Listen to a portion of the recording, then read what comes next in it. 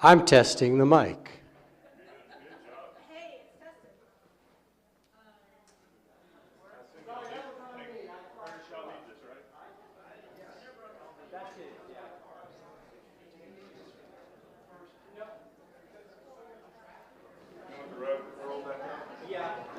This is not the ball.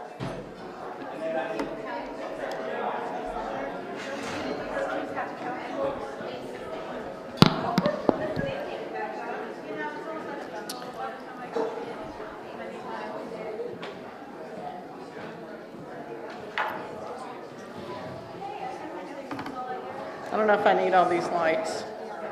I don't know if we need all these lights. I feel like I have to confess. Okay, let's go ahead and get started. Am I too loud? Okay. Thanks everyone for being here.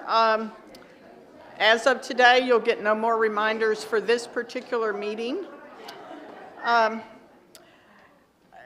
Well, we always have great services that launch us into these congregational meetings, and this was one of the best. It was fabulous.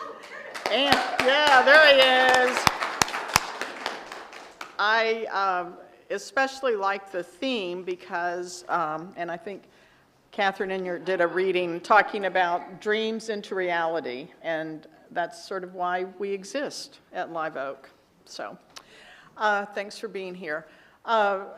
We have an agenda that we'll go through and in this order, and I wanted to start by introducing the board members. I'm Becky Gregory. I'm the Vice President of the board. Joel Burkew, you all know, I'm sure, as President of the board. Sue Buckley is a trustee. Karen Santhanum is also a trustee. Not here today due to illness and other things are Liz Schwab, Audrey McCann, and Michelle O'Donnell. Special thanks to Mike Schultz, who is always bailing us out at the last minute, as he did for me this time. And April Huff is hidden away working the live stream today, I think. So thanks to them, too.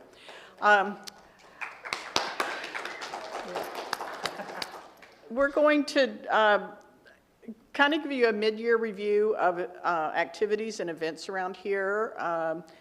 Some of Joel and I will update you on the board goals that we have for this year. We explained them in December, but we want to give you a mid-year update. Then we will move into some items that ultimately we'll be voting on. So, on the mid-year review, we continue to, I feel, still rebuild from the pandemic, but we've been rolling along with tons of activities and inspiration and learning. Since the start of 2023, we've had sessions and classes to learn and to make you think. The Voices of the Movement finished up. It was fabulous and drew a lot of people. Social Justice Committee followed that up with the Seeing White sessions. We've had a class on trans inclusion and that just finished up, and we had the fun Ted Lasso classes, which were also a learning opportunity. We've had RE sessions on endangered species and other things. We had the wildly popular gender fluid Sunday service, and the OWL classes, which are packed. We've also been out in the community living our values. We've had the Equality Texas postcard campaign. Some people here have been almost nonstop lobbying and protesting at the legislature. We had a lot of fun marching in the Leander MLK Day March and carried our Live Oak banner. We weren't harassed, and we had a lot of people wave at us. Fresh Food for Fridays continues to do the important work they do. And ESL, Adult Basic Education, and a new reading academy that one of our newer members, Scott Wiley, is heading up, are also ongoing. And I don't want to forget to mention that we finally got that elevator dedicated, and it's working. And we've had a lot of fun. We've had Maypole dance and picnic.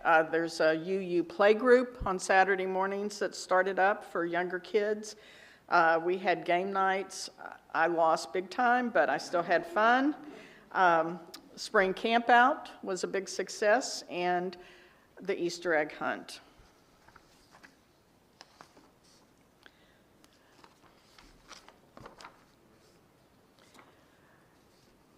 One of the goals that I'm going to address, and then Joel will pick up, is the board's goal to create a pipeline of lay leaders in the church. And we wanted to create a well-supported structure for lay leadership in the church.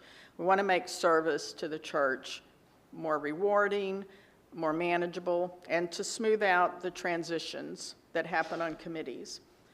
Part of this goal, we had a workshop recently for committee and team leaders on how to recruit committee members.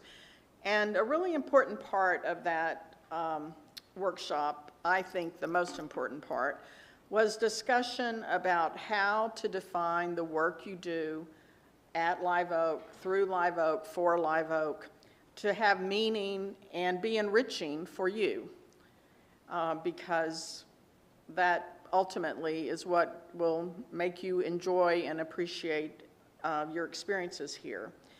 Being a team leader here, or being of service as a committee member, or an RE teacher, or all the other tasks that we perform around here, goes way beyond just doing those tasks that we need done to keep us functioning. Because we're not a church without a purpose. We're not a church just to exist as a church. We're in the business of nurturing the Unitarian faith, our Unitarian values, however you view it for yourself, in ourselves as individuals, in how we operate as a church, and how we serve our broader community. I love that phrase, living your values out loud, because serving on a committee or a home team or in a classroom or going down with a group from church to lobby the legislature, all these things are living our values out loud, and that's why we're here. We will have another leadership session on August 27th. I hope that you'll plan to attend and help us move Live Oak forward. And just this morning, I was reading an essay. You can find it in the New York Times. It's an essay by Brad Stulberg. And he's writing about community, but, and a lot of it I thought applied to our community here. But if you have any doubt, he said that studies show that if you're attending a church, you have a 33% lower mortality rate. So you will live longer by joining a committee at Live Oak. That's what it said. So, as if there aren't enough other reasons, you can live a long and full life in this community.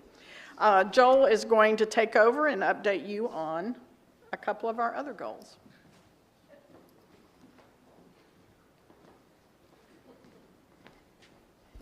Thank you, Becky, and thank you very much for the choir, not only for a great service today, but I don't know how fast they were able to clean this up, but I mean, they just worked at a phenomenal speed, so I really appreciate that as well. One thing to kind of, yeah, it is teamwork, yes. One thing I did want to talk about with a little bit of lay leadership as well, you know, me from kind of a personal perspective, when I was asked to be the president of the church, you know, at first it seemed like a lot of responsibility and you know, was a lot of work. But on the flip side, it's actually been so much of a joy to me to work with such great people on the board. I've learned a lot.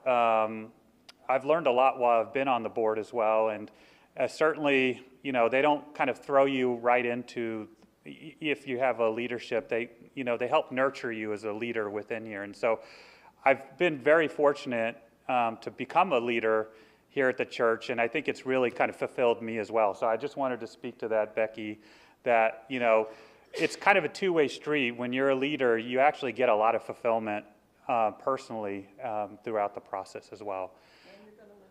And you're going to live longer too. And I live a very hard life. So it's going to balance out a little bit. So we've kind of talked about the lay leadership at the church and our goals. And we've actually kind of moved through the goal process. And we're going to, once we kind of develop the leadership coming in the fall, we'll kind of update our reporting structure as well. And then we're going to have a training session for the lay leadership coming in August. So again, if you sign up to do lay leadership, we'll have tools and resources for you kind of moving forward as well. So let's see if this works. I went backwards. Can I ask a quick question? Yes. Not the only one. Yeah. Can you give a 10-second definition of lay leadership? Oh, that's a good question. As opposed to professional staff positions. Yeah. So, Yeah. So basically, we're kind of volunteers at the church, and so yeah. Good question. Yeah. So let's see here. Okay, I'm going to move to the next slide. You know, for our goals in 2023, we've actually had quite a bit of work of defining and developing sustainable systems. We were establishing the governance committee, and we've kind of been working through that, and we're going to be, you know, developing that later in the summer. We've been kind of developing our organization within our group to kind of help better serve the congregation as well. We're actually, you know, refining the committee expectations, making things much more easier on people. And one thing that we're going to be talking about as well today, and this is kind of a big thing that I want to highlight, is the stewardship process. And we really wanted to emphasize that we wanted to simplify the stewardship process to make it easier on those that serve on that committee, but also easier on the congregation to kind of fulfill their service to the church and themselves as well. But we're going through the stewardship process, and we're going to be talking a little bit about that to you today because it does require a change in the bylaws as well. Going backwards, let's see here. Okay, so congregational growth has also been a big goal for us as well. You know, part of the goal for growth in this church is first developing an establishment of a marketing team. We've got to get people here.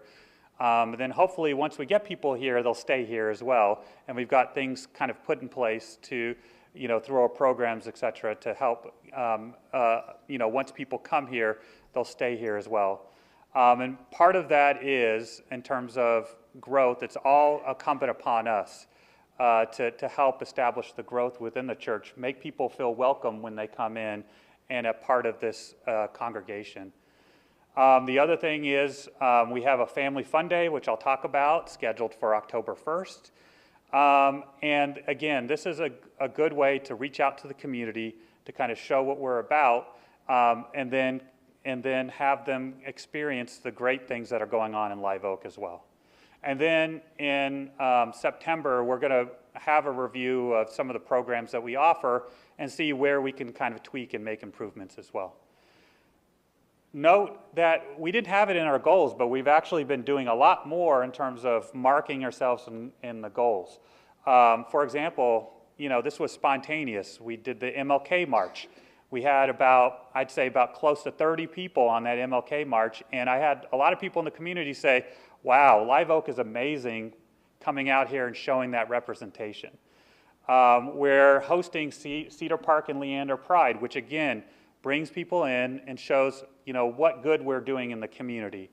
And then lastly, you know, this was again spontaneous, but we're supporting Round Rock Pride as well.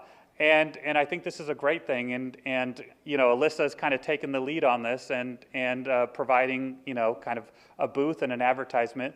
And actually not on the list, but it sounds like we may be supporting the Juneteenth celebration here in Leander as well. So one thing that we might want to do is, you know, as we see things in the community that we can kind of be a part of, let's come together and be a part of those things. That supports the community, but also brings them together with us as well.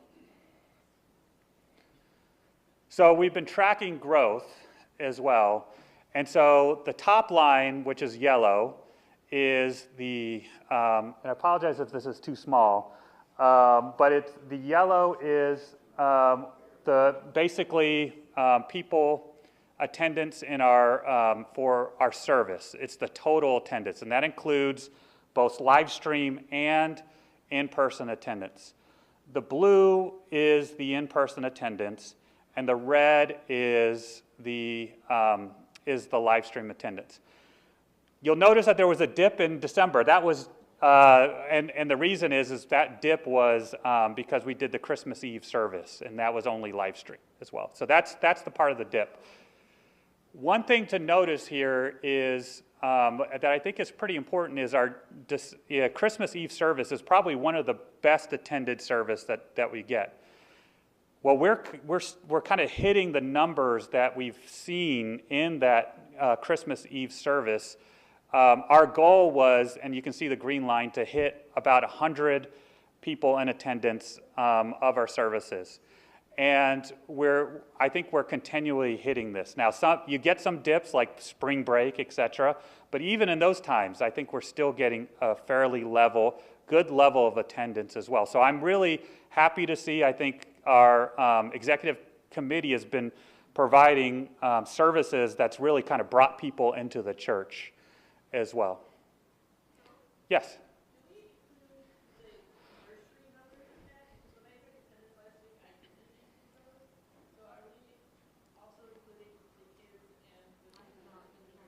Yeah, so we unfortunately they count, but we haven't been counting them just because the numbers that come are from, I don't know if you notice, but in the back, the worship leaders start to count people. That comes from that, and then we track numbers on the live stream. But including folks in the nursery would be a good idea. We actually have separate tracking for nursery and educational attendance as well. Yeah. So you're saying that that's added in later? What I would say is it's added in terms of our programs like education and all that. So we have a separate thing that tracks like education and nursery and stuff like that. So. I don't think it's in these numbers. Whenever I've done a worship leader, I thought we were supposed to count the nursery too. So there you go. I'm adding whatever numbers that are adding in the worship leader. So maybe I don't understand the full tracking of that. So good. Thank you for adding that. So. But it does sound like there needs to be maybe some more retraining and consistency. Yeah. So we know what this number means. So maybe something to take away later from that as well for the worship team as well. Okay, so is that tracking to increase in membership as well? And so our membership goal growth, so we currently had about, at the beginning, a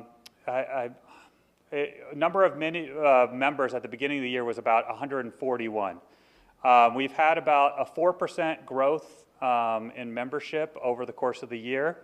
And our goal this year is to do 10% increase. Now, what I could say is there's a couple factors here. One is a lot of churches are actually having a hard time getting new members. In fact, a lot of people are falling off after the COVID and the pandemic. It's actually a good sign for us to see that we are actually increasing our membership as well. And again, I think that speaks to a lot of the hard work that our congregation has done and also the executive team. And so I'd like to see at the end of the year a 10% growth. That would be our overall goal. And if we can continue to do 10% year after year, I think we'll make a lot of good progress in terms of growth as well. This is I do want to highlight, again, these events that really bring us to the community. hopefully I haven't overwhelmed you with the amount of times we've been advertising this, but it's the Queer Empower Pride, which is July 15th from noon to 7 p.m. We do have signups in the newsletter if you want to get involved. And again, I think they're not asking for major involvement in terms of volunteerism, but maybe 1 or 2 hours. And I think that there's some things that we can do that they, for example, working the soundboard or live stream, we can do to help them out so that we don't have to necessarily train them to do that. We can kind of provide that expertise. But it does 2 things. One, it provides a great welcoming place for people in the community, especially the folks that have been attacked in the Capitol, and provide a great safe space for them to have this event as well.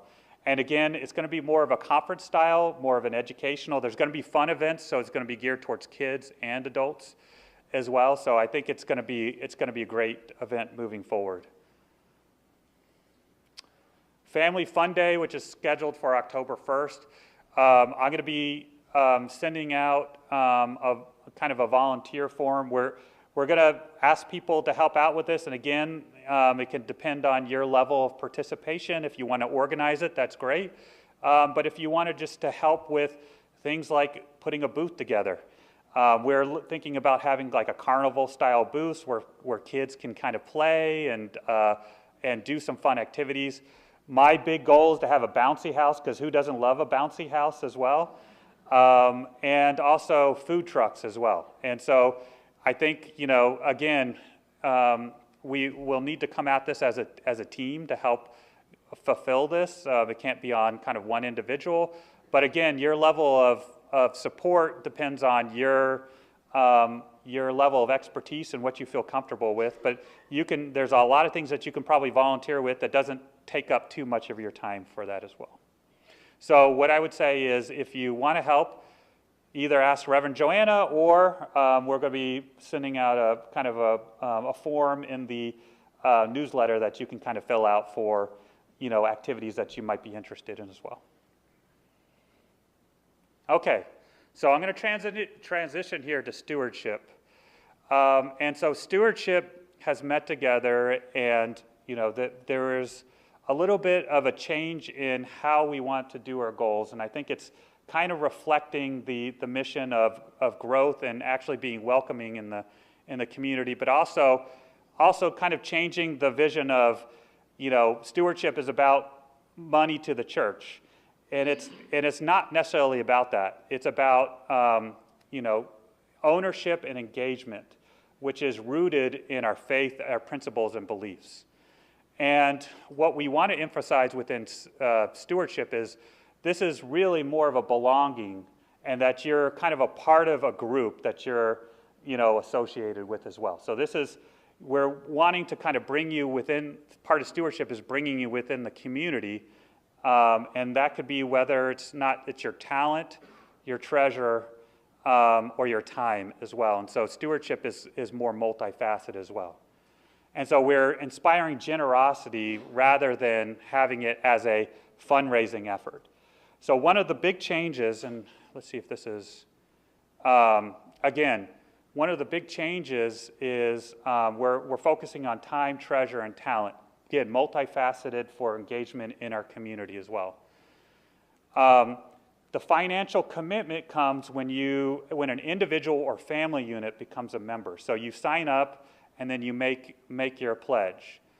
And instead of requiring a new pledge every year, because every year you can see the stewardship spends a lot of time wrangling people to say, okay, can you do your pledge, do your pledge? And that's what it says in the bylaws, is that to maintain membership, we have to do a pledge every single year. We're going to say, would you like to increase your pledge, or do you want to change your pledge? And we will assume that if we will assume that if you don't respond to us, that you will just keep the same pledge as you did last year. Now, you can always come to us and say, hey, I'm financially, we're having a hard time, we want to reduce our pledge. That's fine. We just want to be able, we just feel like the stewardship process is quite burdensome, especially for the stewardship group, but also for the community as well, to trying to wrangle up pledges every single year, and we're always calling people, et cetera. So we want to stop bothering you with this and just make it a consistent thing every year. We do want to focus on follow-ups to make sure our pledges are upheld. So if you're if you're not meeting your pledge, we'll probably contact you, but we will understand if you have kind of financial difficulties as well. And so we'll make sure we follow up with you about pledges as well. And then, yes? Will there be a place on the website where we can adjust our pledge? Yeah, so there's some technical issues with that, but what we say is, to go to the administrator and you can adjust your pledge. But what we'll do is we can talk about it offline, because this might require a lot of talking about the breeze process, which could take 30 minutes. But yeah. I'm just still going to ask, so rather than wrangling everybody, but do you still want to encourage people to say, yeah, same number's good? So do you actually have a confirmation from that person? Yeah. Because otherwise, just assuming some people may fall, off. Well, we'll probably remind people about the process as well, but we're not going to say, we're not going to have you're going to make your pledge and you have to commit to us. What we're going to say, we're going to remind everybody every year, and we're going to talk about, usually in our stewardship process, we talk about being engaged in the church and the financial commitment, et cetera. So we will make reminders about it, and then we'll say, again, if you want to change your pledge, let us know as well. So, and then the last thing that we wanted to do, for a couple things, is we wanted to lower our age, and there's a couple reasons why we did this. Don't we all? Yeah. There you go. If you vote on this, you will lower your age. and Bill, you'll be 14.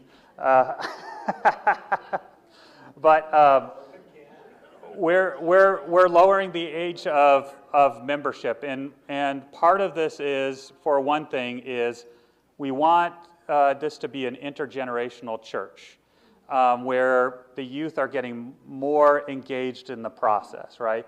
And what we are finding is the youth are actually participating in the church process as well. We've got our youth being involved in live streaming, youth being involved in worship leading, youth being involved as greeters, and so we want to maintain that commitment as well. Now, why? And the other thing is, when we reviewed other bylaws as well, this actually is something that First UU. Not to say that we're obviously better than First UU, but but First UU actually has their age as well as 14 as well. The other thing is, the one question that people always have is, well, how do kids donate money? We're not going to be shaking kids for their pockets and all that. Just note that in the bylaws, the financial commitment can be as an individual or family unit. So your family unit will count as the pledge for the youth. I should probably say more young adult as well. Really, I think at that age they're more young adult, and actually they could probably contribute a lot more than an old guy like me. So, let's see here. Yes. Yeah, so we would probably encourage them to go through the same class, except for, I think we could be a little bit more flexible if their family's involved. No, I'm shaking the... They have to go through the same class that everyone. Okay, Reverend Joanne is in charge of this. They have to be in charge. They'll have to be, they'll have to go. Actually, in the bylaws, it does state that they have to go through the class as well. So, sorry, thank you for the correction. Okay, so what does the bylaws change? Here's the original and the new. We actually, if you look at the voting form, it actually spells it out in the voting form as well, so you can kind of read it in the context of the bylaws. We also posted it on the newsletter if you want to see it. And then also we had a poster board to kind of talk about it. So hopefully you're familiar with some of the language change, but if you want to look here in yellow is the change of, it's a section 5.1 where it changes from 14 years of age. And then you have to, we changed the word from pledge form to financial commitment, getting away from making pledges. And then we wanted to include the language as an individual or part of a household, so that to kind of get away from shaking 14-year-olds upside down for money. So. Yeah, I'm assuming you're not going to contact 14-year-olds. No. Say, hey, your family hasn't fulfilled your financial commitment. No, we probably won't. We'll probably contact the parents, but.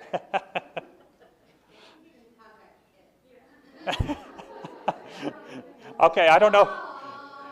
Yeah, well, yeah, I don't want to get in that debate here, but. Too bad. And then we're not changing section 5.2, but we're changing 5.3, where it's termination of membership. And again, we are kind of being flexible here. So instead of saying, I think the original was if you had to make a pledge, which we kind of removed, and we said.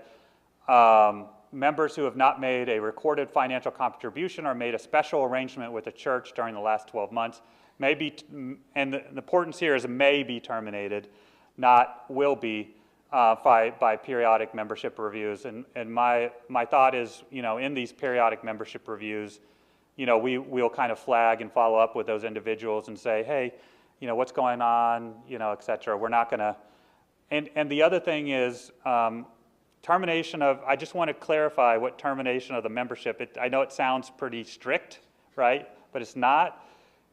Membership, if you're not a member, that means you're a friend. And so you can still come to church. We're not going to block you from coming into church.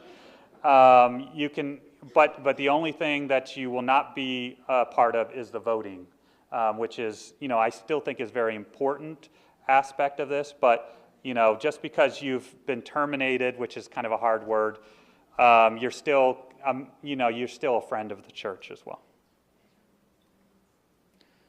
So I'm going to transition here. So first off, oh, you had a question? Yes, we do. Can you stand up? Here, catch.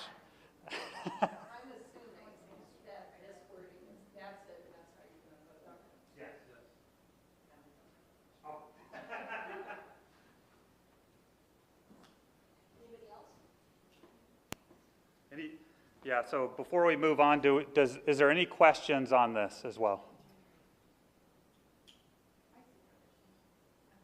I don't have a question. Okay. I'm copy editing, and that's Oh, my personal thing. okay. Thanks for clarifying that. So if there's no questions on that, we're going to move to the second item that you're voting on as well. And so first off, I want to thank you for your service. So Karen, thank you for serving as a trustee over the last 2 years.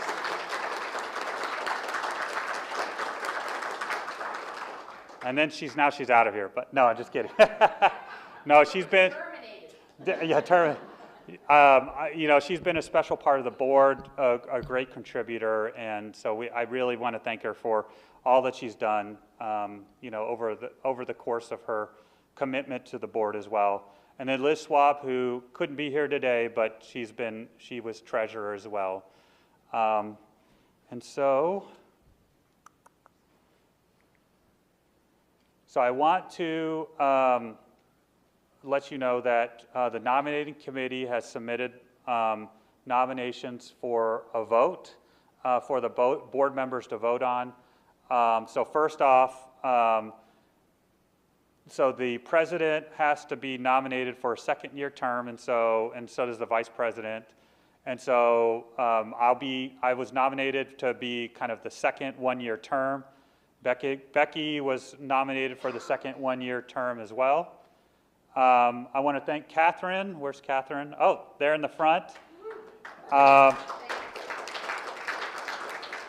Thank you for taking on treasurer role, and she's also, you know, we have a finance committee that has been working very diligently on our finances, and she's actually already sat down with them as well. So I really appreciate you doing kind of your homework before you've kind of, you know, even been voted in as well. So, but I think that she's quite quite experienced and will be really good at the role. So thank you, Catherine. And then I also, Audrey McCann will be up for her or their second one-year term as well. Nancy Sheehy, where's Nancy at? She is not. She has a broken leg, and I mean, she's healing, but she wasn't able to get here today. Okay. So she had hoped to, but. So thank you, Nancy. If you're watching this on live stream, can we give everybody, Nancy, a clap for agreeing to do this? Obviously, we had to vote you in too, but thank you for agreeing to you be up for your first year term. And then Sue Buckley, who when we lost a board member, Sue actually stepped in and agreed to fulfill that for that person's term, and so now she's agreed to actually start her first term as a board tree. So thank you very much, Sue, as well.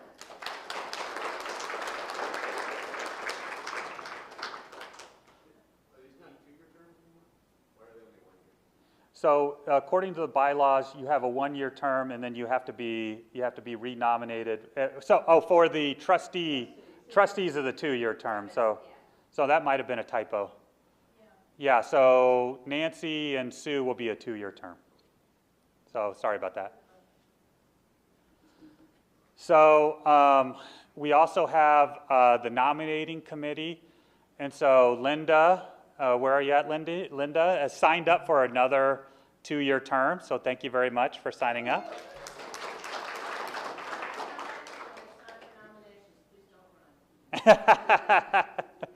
And then Christopher, where are you at? Christopher signed up for another two-year term. Thank you so much, Christopher. And Tina. Oh, there you are, Tina. Thank you for signing up for your... Oh, you didn't sign up for a second two-year term? Oh, Tina. Sorry, different Tina. Sorry.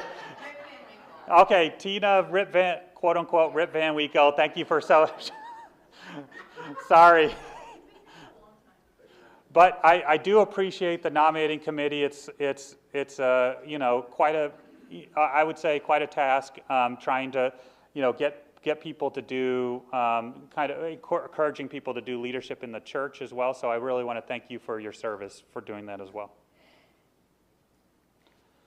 So before we go into voting, any questions on any of the voting items before we kind of talk about the process for voting?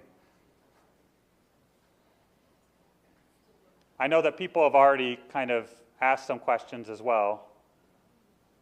So, okay. So the two voting items are change in the bylaws and then approval of the board and the nominating committee. There's an online form which you can get by the QR code. Live streaming, they're going to be sending you the link as well, but you can also copy the QR code as well. And then the online form is going to be due May 27th. We need 1/3 of the congregation, which is 49 members for quorum.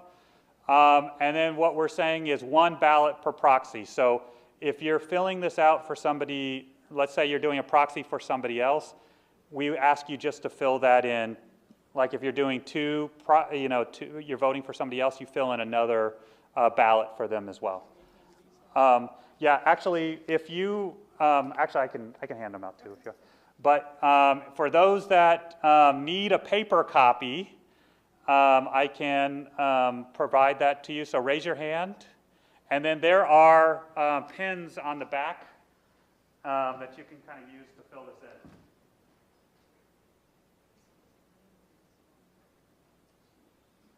Anybody else? Raise your hand. Okay.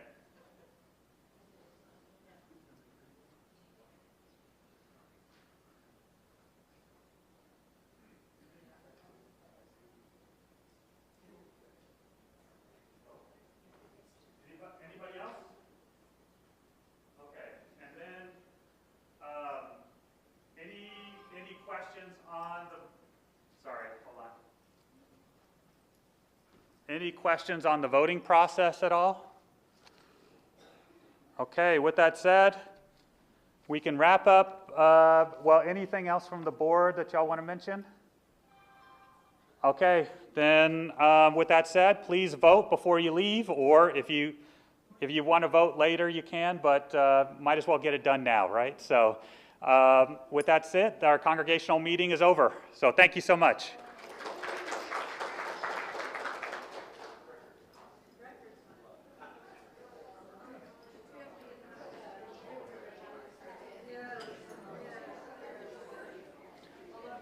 Hey, thank you so much. I didn't realize you put so many pieces of equipment. So. If you ask me, I'd say I plenty of one, maybe two. But do you do the drums too, or? I have not spent much time on drums, but you know. In a pinch. In a pinch. If your life depended on it. Maybe. Oh, that was awesome. So thank you so much. The saxophone was awesome too. Oh, he did such an amazing job. Yeah, that was a real treat. Yeah, it was such a fun time. Yeah. Well, we'll probably want more of that too, if you don't mind doing that. So. I'm happy to share. Yeah. Well, the choir was awesome. I think it sounded great though. So thank you so much. That was by far the best time we ever made it all the way through all those songs. I thought It really was. It sounded really great from here, from where I was sitting. Yeah, we don't hear the same thing that you guys hear because the balance is different. And Yeah. so, No, it sounded great. The choir actually sounded really great as well.